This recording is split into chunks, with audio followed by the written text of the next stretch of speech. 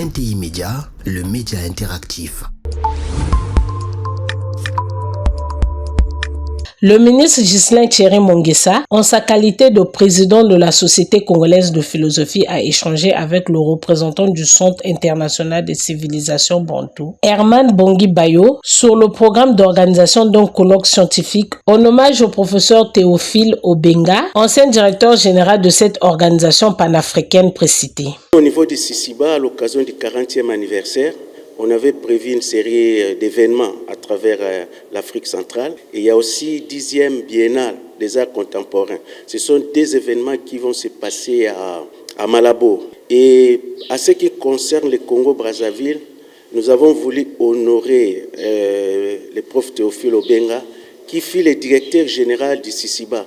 C'est lui qui avait donné les lettres de noblesse à cette institution.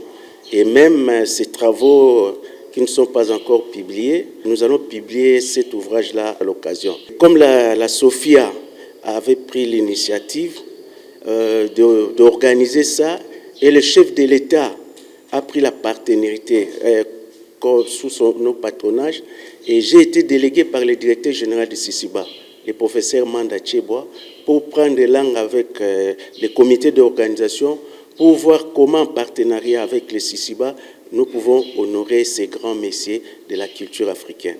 Ce colloque en préparation pour honorer le professeur Théophile Obenga réunira, selon les organisateurs, des historiens, philosophes, linguistes chevronnés de plusieurs nationalités. Le professeur Obenga, c'est le maître de la pluridisciplinarité. Dans ses recherches, il a combiné l'historien, les philosophes, les linguistes. Donc, à travers les colloques internationaux, que Sisiba, avec Sofia, avec d'autres partenaires comme Cerdotola, ils vont organiser. Nous allons traiter toutes ces dimensions-là de l'homme. Et pour ça, nous avons des sommités qui viendront d'un peu partout, aux États-Unis, Canada, Europe, même en Afrique. Il y aura plusieurs universités qui seront sollicitées pour qu'on puisse faire un grand colloque international digne de ces grands noms. On va remettre aussi un diplôme d'honneur. Et nous avons prévu aussi une toge qu'on va remettre en tant que premier directeur général. Je crois d'ici juin, on pourra faire ça. Défenseur de l'histoire des peuples noirs et des civilisations africaines, le professeur Théophile Obenga, de nationalité congolaise, a totalisé 89 ans le 2 février 2025. NTI Média, le média interactif. Les principales artères de la ville sont au point mort et les alertes viennent de partout. Pointe-Noire est méconnaissable, son visage cauchemardesque. Les usagers de la route aux abois. Parce que lorsque les voies sont mauvaises, il y a des dodanes qui sont là, quelquefois les routes ne sont plus bonnes et il y a tellement de dodanes que les chauffeurs ne se retrouvent pas assez. Bon, cela, ça devient même notre quotidien, s'il faut dire ainsi. Nos voies sont déplorables. Et aujourd'hui, cela amène jusqu'à ce que la population puisse souffrir. Et aujourd'hui, la population souffre également à cause de ce voile. Et ça, ce n'est que la journée. Mais nous remarquons aussi qu'il y a aussi la nuit qui est là. Et pendant la nuit, c'est encore le pire. C'est catastrophique. Ça n'a pas été prémédité. Mais en ce moment même, le malheur des usagers de la route fait le bonheur des mécaniciens. Mais quelquefois, le bonheur des uns fait le malheur des autres. Donc les mécaniciens se retrouvent, mais les chauffeurs non plus.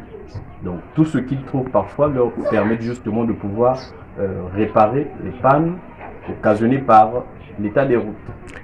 Parce que cela va forcément amener des pannes et cela va donner profit aux mécaniciens de gagner. Et les perdants, c'est qui? Ce sont les chauffeurs. Les recettes journalières sont réorientées vers les pannes. Parce que les voitures sont en panne, surtout que nous sommes à la saison pluvieuse.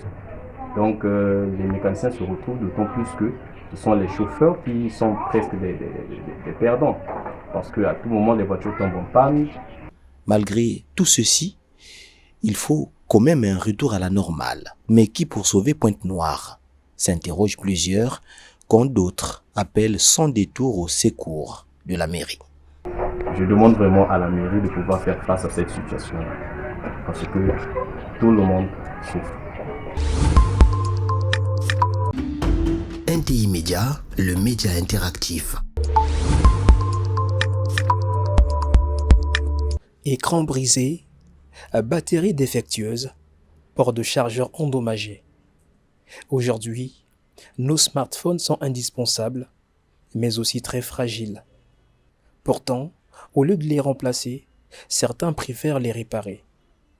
Rencontre avec Gilles, ce technicien qui redonne vie à nos téléphones.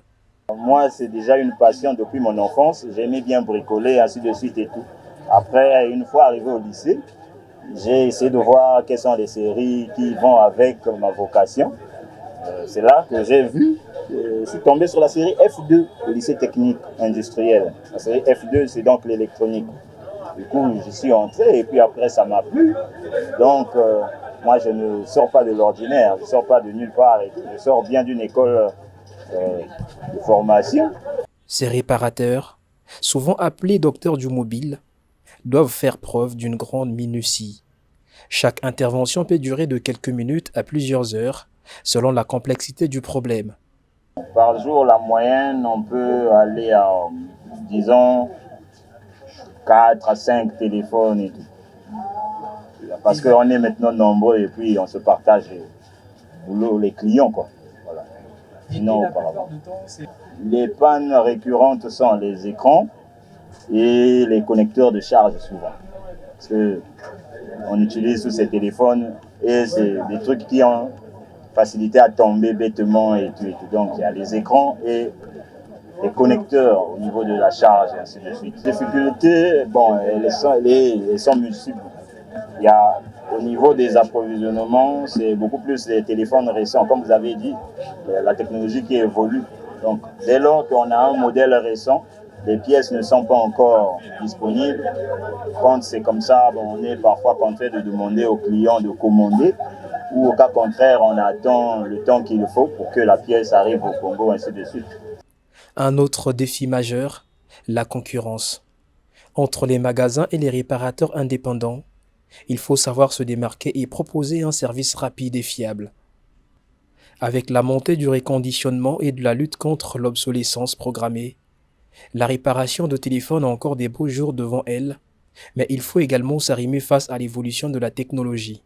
On arrive un peu à aller voir sur Internet et tout, sur d'autres cieux, parce qu'eux, ils sont plus évolués que nous.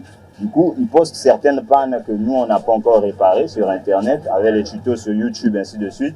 Et voilà, on apprend de ces vidéos-là.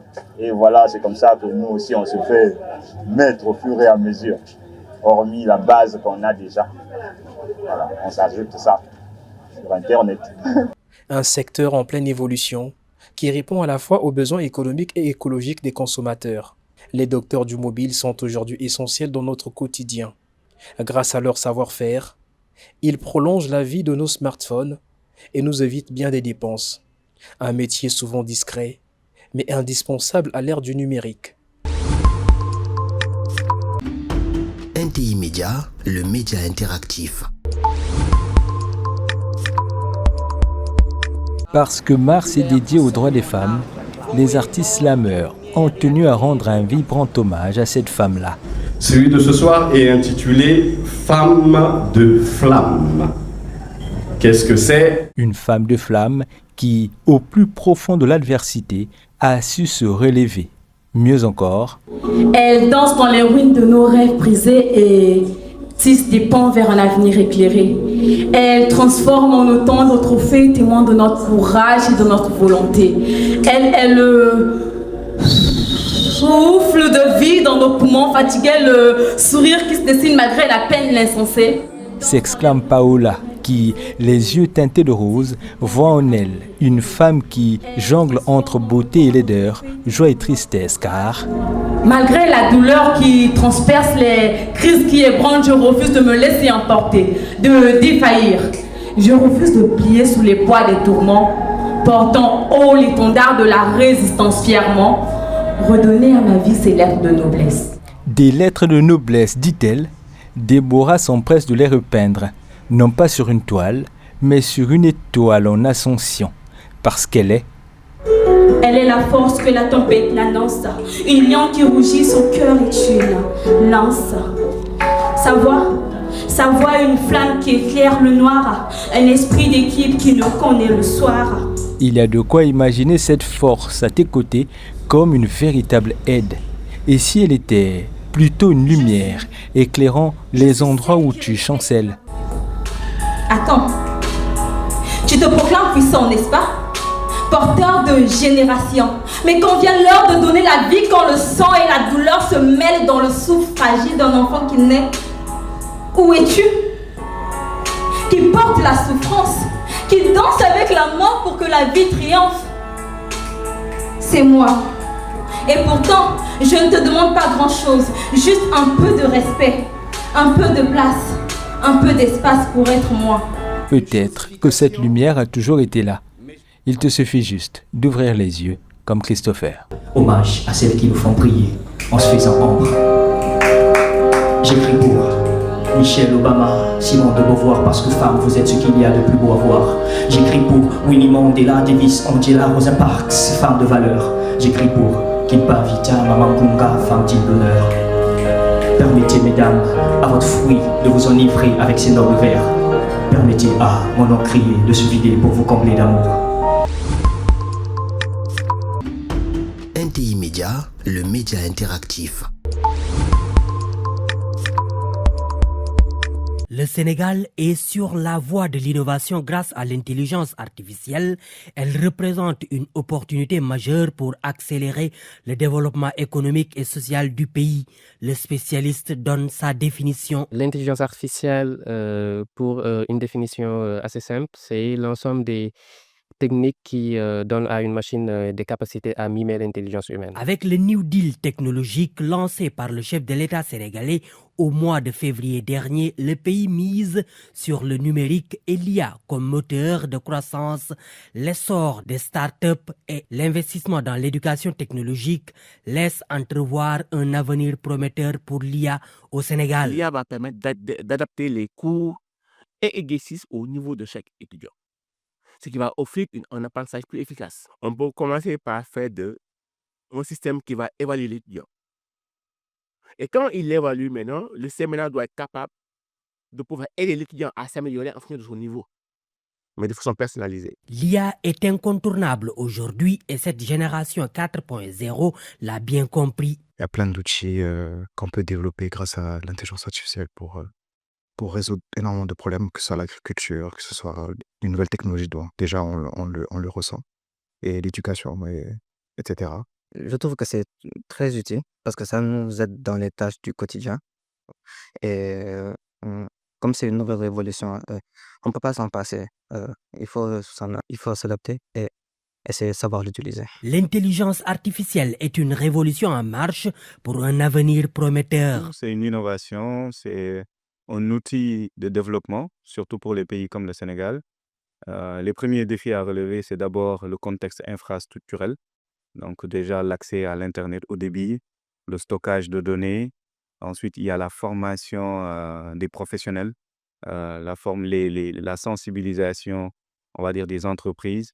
Et puis, il y a une partie surtout réglementation qu'il faut bien prendre en compte pour justement maîtriser l'outil IA et pouvoir l'utiliser aussi bien dans tous les domaines de la société, mais précisément dans le domaine de la construction pour que l'on puisse développer les infrastructures de construction de façon générale et l'aménagement urbain dans les pays comme le Sénégal et plus généralement d'Afrique. Entrepreneurs et chercheurs sont tous d'accord pour dire que l'impact de l'IA doit être maximisé. On a la chance d'avoir le soleil. On a la chance d'avoir un environnement. Mais imaginez l'IA appliquée à... On utilise le soleil et l'environnement pour l'agriculture et l'élevage. On fait des miracles sur ça. L'IA est un levier de transformation et d'innovation, d'où la nécessité d'une formation permanente. Renforcer davantage les compétences en IA et en sciences des données qui veut aussi donner plus de visibilité aux formations qui existent au Sénégal et puis faciliter aussi l'accès à ces formations-là aux jeunes qui veulent se former dessus. Le gouvernement sénégalais explore l'IA pour améliorer la gouvernance et la gestion des services publics. Il a lancé un projet intitulé Smart City qui vise à intégrer des technologies intelligentes pour optimiser la gestion des transports, de l'énergie et de la sécurité urbaine. NTI Média, le média interactif.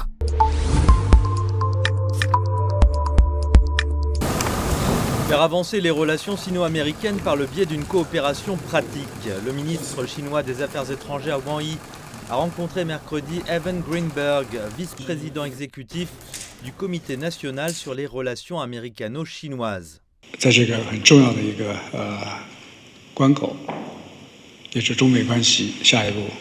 À ce stade important de l'évolution des relations entre la Chine et les États-Unis, nous comptons en Chine sur les efforts positifs de visionnaires américains tels que M. Greenberg. Nous espérons vivement que le Comité national sur les relations américano-chinoises pourra apporter de nouvelles contributions à ces relations. Wang Yi, qui est également membre du bureau politique du comité central du PCC, a déclaré que les deux parties devaient intensifier leurs échanges, éviter les erreurs de jugement et gérer correctement leurs différences. Quant à M. Greenberg, qui est également président directeur général du groupe Chubb, il a déclaré que le monde observait si les deux pays pouvaient utiliser leur sagesse et leur expérience pour parvenir à une meilleure compréhension. China needs peace and prosperity. La Chine a besoin de paix et de prospérité, l'Amérique a besoin de paix et de prospérité. Nous devons être en mesure de poursuivre nos visions de la grandeur, chacun d'entre nous est en harmonie avec l'autre. La Chine souhaite que les entreprises étrangères saisissent les opportunités offertes par le marché intérieur, investissent dans l'avenir et contribuent à la promotion d'une croissance mondiale régulière. Wang Yi a déclaré que la Chine et les États-Unis avaient des intérêts communs et un large espace de coopération, et que les deux parties devaient s'efforcer de parvenir à un succès mutuel qui profite au monde entier.